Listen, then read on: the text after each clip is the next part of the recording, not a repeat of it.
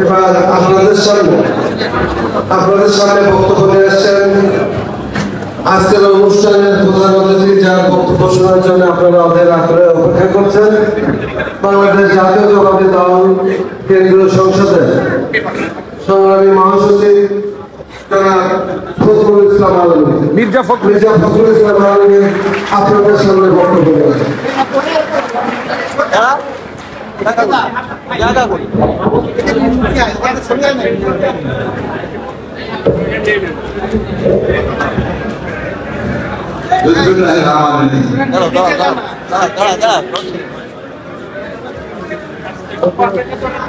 ভাই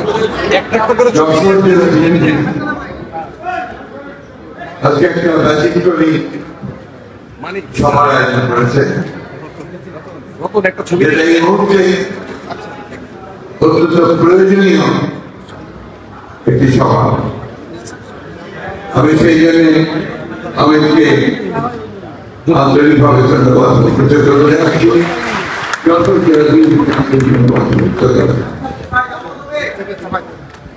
আজকের এই সভার সম্মানিত সভানেত্রী, আমার অত্যন্ত শ্রদ্ধেয় এবং একসময় ঢাকা বিশ্ববিদ্যালয়ে একই সঙ্গে পড়াশোনা করবার সুযোগ পেয়েছিলাম, আমাদের সকলের বা আমার অত্যন্ত প্রিয় ভাবে আপা, আমাদের আমাদের মা, যশোরের অত্যন্ত রাজনৈতিকভাবে সচেতন বিএনপি নেতা কর্মী, বিভিন্ন অঙ্গ সংগঠনের বিএনপি এবং আজকে যশোরের একেবারে আমরা যাকে বলি ক্রিম অফ দ্য সোসাইটি, এই যশোরের সমাজের সবচেয়ে শ্রেষ্ঠ ব্যক্তিরা এখানে উপস্থিত হয়েছেন। সমগ্র পেশার সমগ্র সমাজের তাদের সকলকে আমার আসসালামু আলাইকুম অভিবাদন ইনভাইটের আদাব।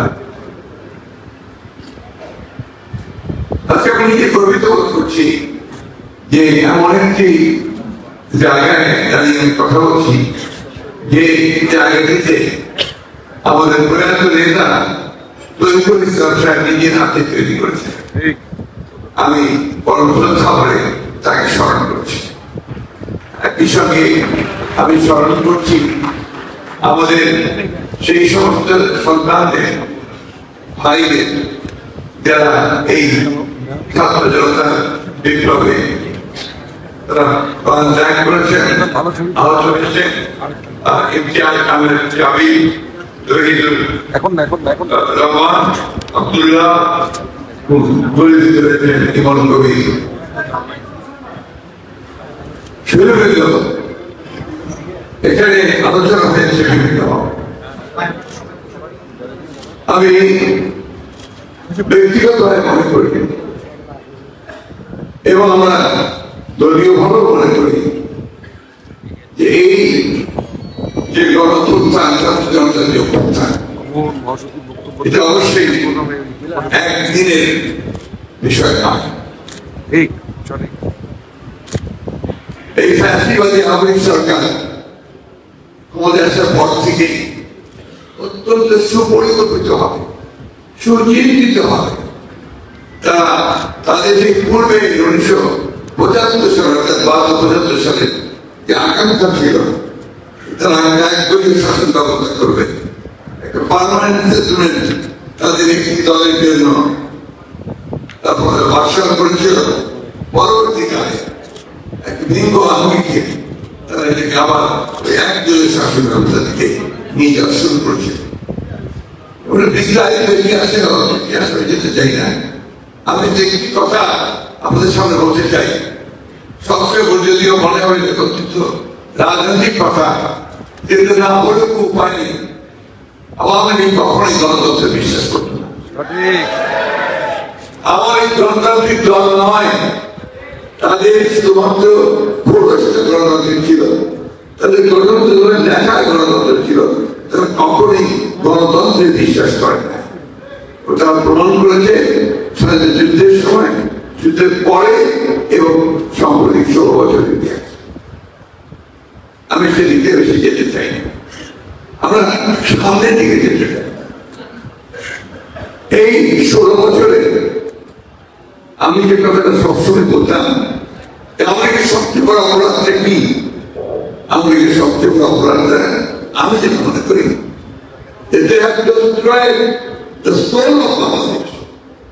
বাংলাদেশের যে আত্মা, সে আত্মাটাকে ধ্বংস করেছে।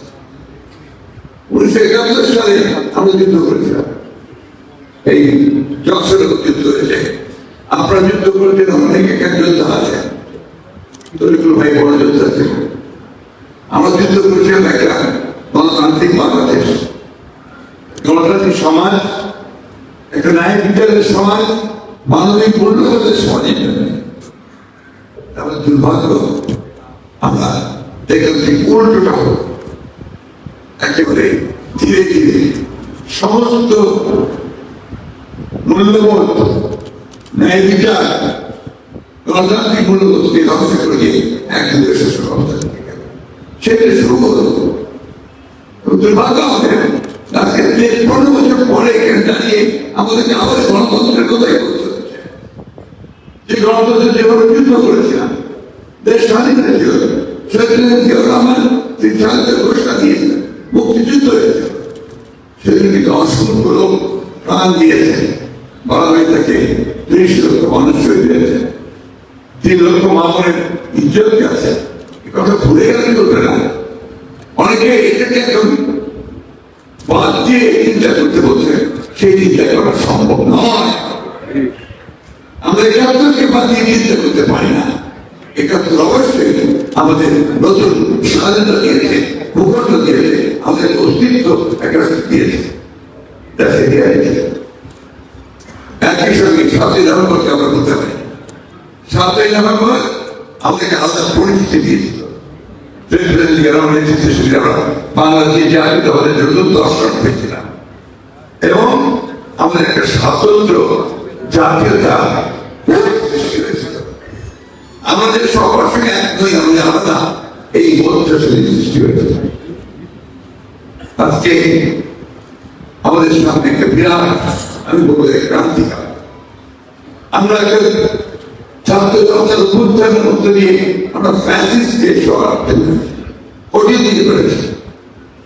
এখন যেটা আমাদের সবচেয়ে বেশি প্রয়োজন, সেই ঐক্যকে সামনে নিয়ে আমাদেরকে সঠিকভাবে এমন একটা রূপান্তর ঘটাতে হবে, যে রূপান্তর মধ্যে দিয়ে আমরা আমাদের গণতন্ত্রের যে মূল্যবোধগুলো, যে চেতনা, সেগুলোকে আমরা ফিরে নিয়ে এসে আমরা সত্যিকার অর্থে একটা গণতান্ত্রিক মানবিক মূল্যবোধের দেশ, সামাজিক ন্যায় বিচারের দেশ এবং জনকল্যাণের একটা দেশ আমরা নির্মাণ করতে পারবো। আমাদের সামনে লক্ষ্য।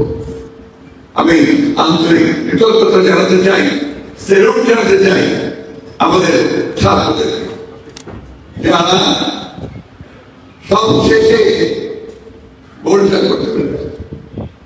একদিন বলেছিলেন আমাদের চিন্ময় দ্বারা সম্ভবত এই গোলটা ছাত্র করেছে, এটা অস্বীকার করার উপায় নেই।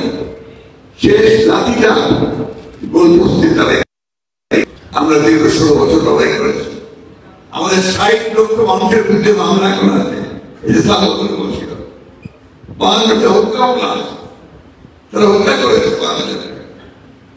তারা 20,000-এর উপরে গণতন্ত্রকে মানুষ হত্যা করেছে। তারা আমাদের 700-এর উপরে নেতা কর্মীকে গুম করে দিয়েছে। নাই আমাদের ইলিয়াস আলী এমপি, পারভেজ রানা, এদের ছেলেমেয়েরা এখন অপেক্ষা করে আছে কবে ইলিয়াস আলীর ছেলে এখন ব্যারিস্টার হচ্ছে, মেয়েটা এখন ওদের ফাইনাল পরীক্ষা দিয়ে দিবিয়ে, তখন যখন বাবা গুম হয়ে যায় তখন বয়স 6 বছর।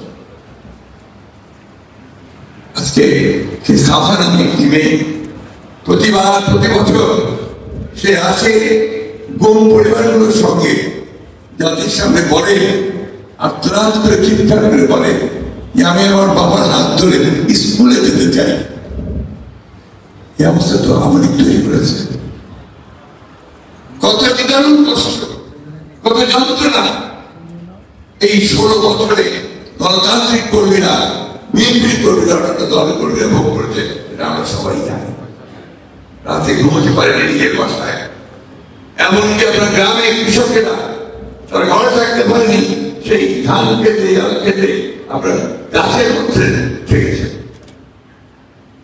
গুলি করে মেরেছে অকাশে, কোনো রকমের ম্যাচ বিচার ছিল না, হাত পা ভেঙে দিয়েছে, থানার মধ্যে নিয়ে গিয়ে আপনার হাঁটুতে গুলি করে তাকে বেউকু করে দিয়েছে। এই কথাগুলো আমরা সবাই জানি। আজকে সেই বিষয়গুলোকে মনে রেখে, সমস্ত আত্মত্যাগ ত্যাগ গুলোকে মনে রেখে আমাদেরকে এখন একটা নতুন বাংলাদেশ নির্মাণ করতে হবে। অনেক চক্রান্ত, অনেক ষড়যন্ত্র হচ্ছে, আমরা সবাই জানি। একজনকে একটা কথা বলছে, আবার বিভেদ সৃষ্টি করার চেষ্টা চলছে। প্রতিদিন রাস্তায় রাজপথে বিভিন্ন পেশার লোকেরা, স্কুল কলেজ ছাত্ররা তাদের দাবি দেওয়া নিয়ে রাস্তায় নামছে। আমাকে এক বন্ধু প্রশ্ন করছিলেন যে এতদিন দাবি দেওয়া কোথায় ছিল? আমি উত্তর দিয়েছিলাম, এতদিন দাবি দেওয়া গুলো উত্থাপন করার কোনো সামর্থ্য তারা পায়। ওইখানে ফাঁসিবাদ আমাদের সেই ভয় কাছে যে আবহাওয়া পরিবর্তন করেছিল, এরা কেউ কথা বলতে না পারে, যে কারণে কেউ কথা বলতে পারে। আজকে মুক্ত হয়েছে, কথা বলছে। এটুকু আমাদেরকে মেনে নিয়ে তাদেরকে বুঝিয়ে শুনিয়ে সঠিক পথে আনার চেষ্টা করতে হবে।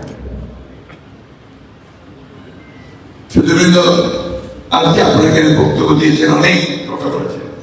আমি খুব খুশি হয়েছি যে আপনারা কতগুলো অত্যন্ত সত্য কথা এখানে প্রচার করেছেন। তার মধ্যে আমার খুব ভালো লেগেছে যদি রাজনীতির সঙ্গে জড়িত নন এবং কোনো ওদের ব্যবসায়ী মানুষ চিন্ময় বাবুর কথা অত্যন্ত সুন্দর কথা বলেছেন। আসলে আমাদেরকে এই বিষয়টা ভেবে দেখতে হবে যে আমাদেরকে তরুণরা যারা আমাদেরকে পথ দেখালো বলবো না, যারা ঘটনাটা ঘটালো তাদেরকে বুঝতে হবে। আপনারা লক্ষ্য করুন, এই যশোরে তো সমাবেশ হয়েছে, তাই না? ওই সময় আপনার বিভাগীয় সমাবেশগুলো হচ্ছিল, খুলনা হয়েছে, যশোর হয়েছে, সব জায়গায় হয়েছে, তাই না? কিভাবে মানুষ এসেছে? খুলনায় তো আপনার নদী ফেলা ভাঙিয়ে নদীতে পার হয়েছে, যেমন তারা আসতে দিচ্ছিল না, ঢুকতে দিচ্ছিল। আমার চাকরি আমরা 100 মাইলের সেক্রেটারি রংপুরে গেছে, কিসের আশায়? তাদের একটিমাত্র আশা ছিল যে তারা তাদের গণতান্ত্রিক অধিকারটা ফিরে দেবে। তারা ভোট দিতে যায়, ভোট দিয়ে তারা প্রতিদিন নির্বাচন করতে চায়, যে প্রতিদিন তাদের জন্য কল্যাণমূলক একটা সমাজ তৈরি করে দেবে। সেটার জন্য তারা কাজ করেছে, গুলি খেয়েছে, জেলে গেছে।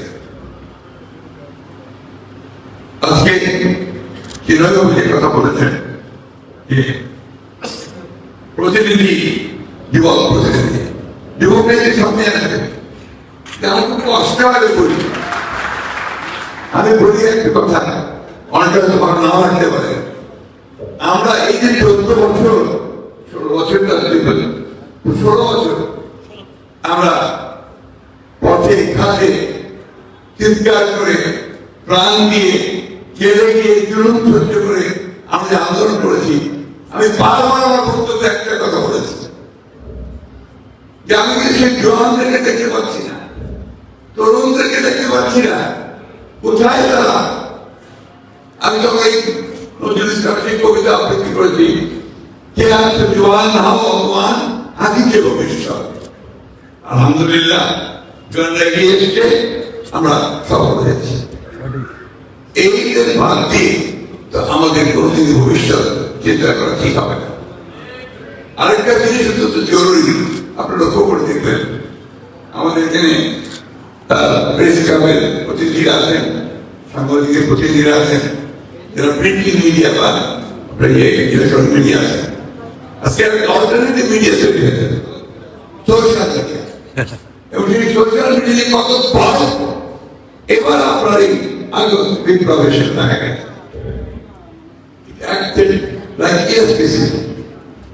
সবসময় আপনার গণঅভ্যুত্থান তখনই সংগঠিত হয় যখন স্পার্ক হয়। আমার কোনো মনে আছে, আমি 1969 মুভমেন্ট আমাদের আগে আইএসএফকে দাঁড়িয়ে দেওয়ার জন্য আমরা সংগ্রাম করেছি, লড়াই করেছি, অনেকেই হত্যা হয়েছেন, নিহত হয়েছেন, কষ্ট করেছে একইভাবে পাকিস্তান সরকারের হাতে। কিন্তু যেদিন আসাদ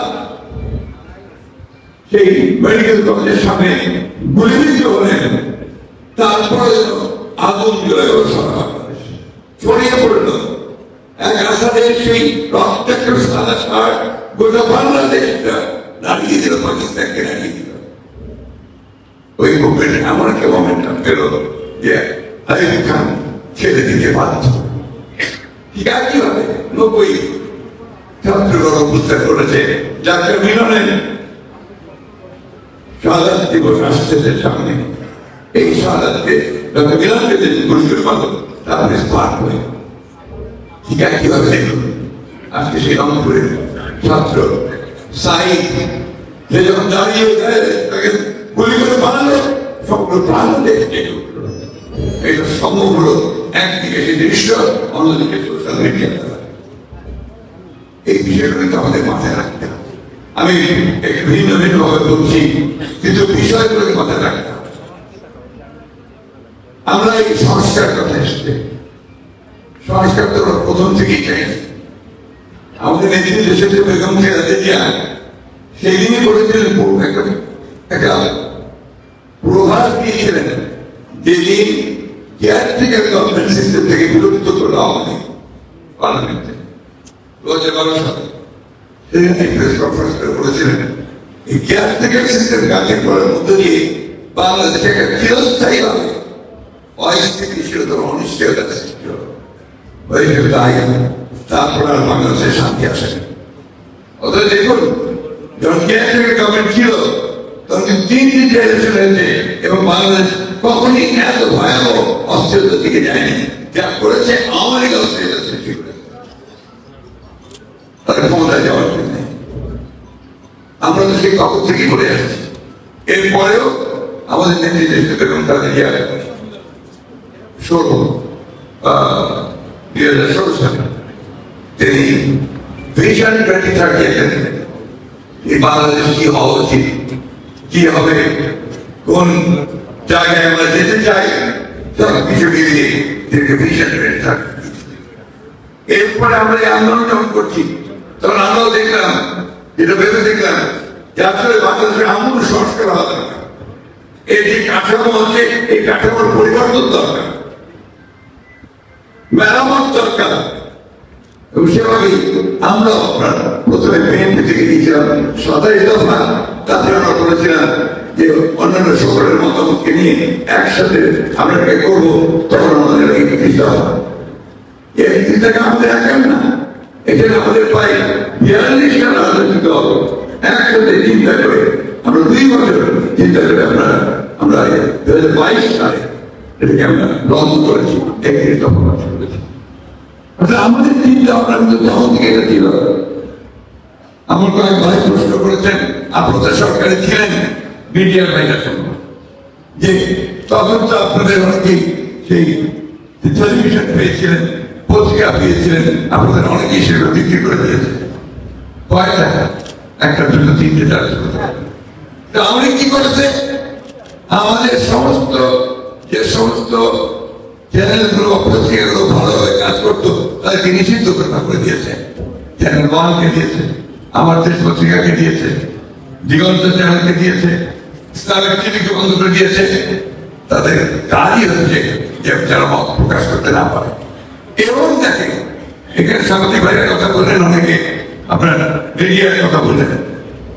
মিডিয়াতে সব মিডিয়াটা এখন যারা সাংবাদিকরা হাতে নাই, ওটা বিজনেস হাউসের হাতে চলে গেছে, কর্পোরেটদের কাছে চলে গেছে। সুতরাং কর্পোরেট বা বিজনেস হাউসরা তারা তাদের ব্যবসা বাণিজ্য এর সবার আগে প্রাধান্য দেয়, তাই করেছে তারা।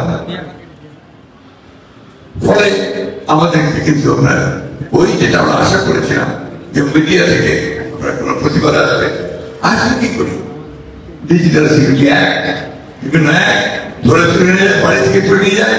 এই যে সাংবাদিক তালিকা দিলেন যে কতজন সাংবাদিক এখনো কারাগারে আসছে, এই একটা অবস্থা হয়েছে। দম রুদ্ধ করা, চতুর্দিকে বন্ধ, গলা বন্ধ, নাক বন্ধ, চতুর্দিকে একটা ভয়াবহ পরিস্থিতি। আয়না ধরে তুলে নিয়ে যায়, চিন্তা করতে পারেন একজন আর্মির একজন মেজর জেনারেল তাকে তুলে নিয়ে রেখে দিয়েছে 8-9 বছর ধরে, কেউ কিছু জানে না। বহু আর্মি অফিসার সেখান থেকে বেরিয়ে এসছে পরে, মুক্তির পরে। সাধারণ ব্যবসায়ী নেতা কর্মী তাদেরকে সেখানে নিয়ে গেছে। অনেকে ভয়ে করতে চায় না, বলতে চায় না, এখনো চায় না। এটা খুব ভয়াবহ একটা ত্রাসের মধ্যে দিয়ে আমরা পেয়েছি। কনসেন্ট্রেশন ক্যাম্প আপনারা জানেন, জার্মানদের কিছু বিশেষ ইতিহাস আপনারা জানেন কিভাবে হয়েছে। সুতরাং এত অল্প সময়ে 3 মাসে এই যে পুরো পরিবর্তন করে করা যাবে, এটাও মনে করার কিছু কোনো কারণ নেই। আমরা আপনাদেরকে বারবার বলতে চাই যে সংস্কারটা আমরা সবার আগে চেয়েছি, সংস্কার আমরা চাই, অবশ্যই সংস্কার চাই, প্রতি ক্ষেত্রে সংস্কার চাই, কিন্তু সেই সংস্কারগুলোকে সাস্টেইনেবল হতে হবে, টেকসই হতে হবে, জনগণ সেটা গ্রহণ করতে হবে। সেটা গ্রহণ করতে হলে কি দরকার? জনগণের সমর্থন আছে কিনা তা জানা দরকার, তাই না? সেটা কারা করতে পারে? ধরেন সংবিধান, ছেলেরা অনেকে বলছে যে সংবিধান পরিবর্তন করতে হবে। সংবিধান পরিবর্তন কিভাবে করবেন? একটা সংস্কার কমিটি দিয়ে তো সংবিধান পরিবর্তন হবে না। ওটা আপনার হয় কনস্টিটিউয়েন্ট অ্যাসেম্বলি লাগবে, তাহলে পার্লামেন্টে লাগবে, যারা প্রতিনিধিদের চালানো যাবে। তো সেগুলো তো আপনাদেরকে মনে করতে হবে, ধৈর্য ধরতে হবে। আর একই সঙ্গে সবচেয়ে বেশি প্রধান যে জিনিসটা দরকার, যেটার জন্য মানুষ প্রাণ দিয়েছে, একদিকে যেমন আপনার পরিবর্তনের প্রাণ দিয়েছে, একই সঙ্গে একটা নির্বাচনের জন্য তারা প্রাণ দিয়েছে। এই নির্বাচনটা যত দ্রুত হবে, বারবার আমরা বলে আসছি কথাটা, তাতে দেশের জন্য মঙ্গল হবে। এই কথাটা আমার এখন না, যারা একটু ভাবছেন, যারা একটু চিন্তা করছেন, হঠাৎ করে কিছু বললেই, হঠাৎ করে কিছু করে ফেলা কতটুকু সাস্টেনেবল হবে, সেটা অবশ্যই চিন্তা করতে হবে। তার যে পথ, সে পথে যেতে হবে। হ্যাঁ, যদি তারা বলতো যে আমরা বিপ্লবী সরকার গঠন করেছি, তাহলে বিপ্লবী সরকার করতো, আমাদের কিছু বলার ছিল না। এটা বিপ্লবী সরকার নয়, এটা সাংবিধানিক সরকার। এটাকে আপনার ডিভিশন থেকে এর বৈধতা নিয়ে আসা হয়েছে। তো আপনার অবশ্যই আমাদেরকে ওইটুকু ধরে রেখে আমাদেরকে এগোতে হবে। আপনাদের যশোরে বিভিন্ন রকম দাবি দেওয়ার কথা বলছেন, বিশেষ করে মেডিকেল আপনার কলেজ আছে, কিন্তু হাসপাতাল নেই। এটা এই সরকারের যে প্ল্যানিং, তারই একটা আপনার নমুনা, যে আপনার কলেজ আছে, হাসপাতাল নেই। এটা বহু জায়গায় আর কিছু তো নেই, সব তো ডেস্ট্রয়। কোথায় আপনি কি পাবেন? কিছু খুঁজে পাবেন না। যদি কোথাও কোনো নিয়ম নাই, কারণে একটা মানুষ ছিল তার টাকা বানাচ্ছে, অর্থ পাচার করছে, ব্যাংকগুলোকে একদম মোকলা করে দিয়েছে, কোনো ব্যাংকে কিছু নেই এখন। শেষে অর্থ প্রতিষ্ঠা করতে বাধ্য হয়েছেন যে আমরা আছি, আমরা কোনো আপনার বন্ধ করবো না, আপনার ব্যাংক বন্ধ করবো। মানুষের আস্থা চলে গেছে, সেন্টারের উপরেই আস্থা চলে গেছে। সেই জায়গায় নতুন করে আবার ফিরে আসা সহজ ব্যাপার না। একটু ধৈর্য ধরতে হবে, আমাদের সকলকে ধৈর্য ধরতে হবে। আমাদের চিন্ময় বাবু কালেক্টর হাউসের কথা বলেছেন, আমি আপনাদের বলতে চাই কালেক্টর হাউসের লোকদেরকে যে নমিনেশন দেওয়া ব্যাপারটা, এটা তো সবাইকে রেলে বন্ধ করতে হবে। আমরা তো সব চেয়েছি যে জনগণের প্রতিনিধিরা আসুক, আমরা কালেক্টরের কাছে প্রতিনিধিদেরকে আপনার নমিনেশন দিতে চাই না। নমিনেশন ব্যাপারটা অনেক পরে আছে, আগে নির্বাচনটা আসুক। ইতিমধ্যে আমরা আমাদের কাজ করছি, এখানে আমি তাদের সে জানাই যে আমাদের ভারপ্রাপ্ত চেয়ারম্যান তারেক রহমান সাহেব দিন রাত পরিশ্রম করছেন যে আমাদের এই দফা যে কর্মসূচি আমরা দিয়েছি সেটা মানুষের মধ্যে দিয়ে গিয়ে মানুষের কাছ থেকে মতামত করে নিয়ে আসা। আমরা গত কয়েকদিন ধরে এক নাগারে প্রায় 7 দিন ধরে সেই সংস্কারগুলোর প্রস্তাব করে তৈরি করছি।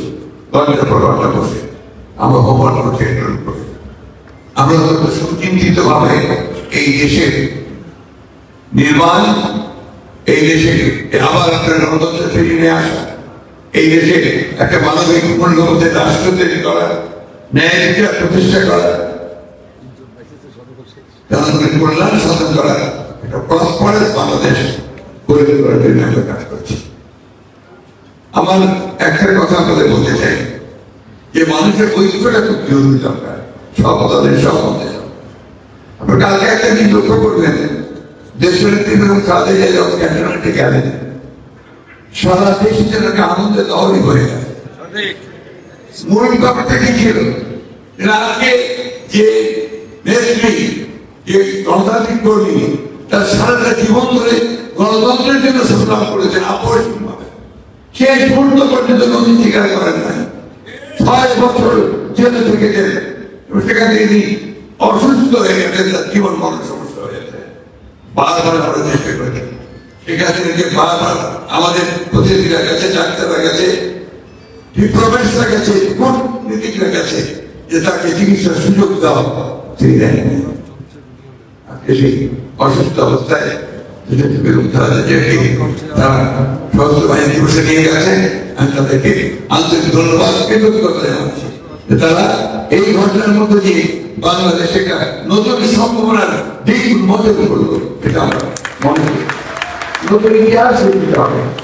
গতকাল যারা এসেছিলেন সেখানে ছিলেন সিভিল সোসাইটি মেম্বার, শিক্ষক প্রতিনিধি, আমরা ব্যবসায়িক প্রতিনিধি, ইঞ্জিনিয়ারদের প্রতিনিধি, চিকিৎসকের প্রতিনিধি, রাজনৈতিক দলগুলোর প্রতিনিধি এবং এই ক্যাবিনেটে যারা আছেন তারা সবাই ছাত্ররা, নতুন ছাত্রদের প্রতিনিধিরা সবাই তার সঙ্গে মত বিনিময় করেছেন।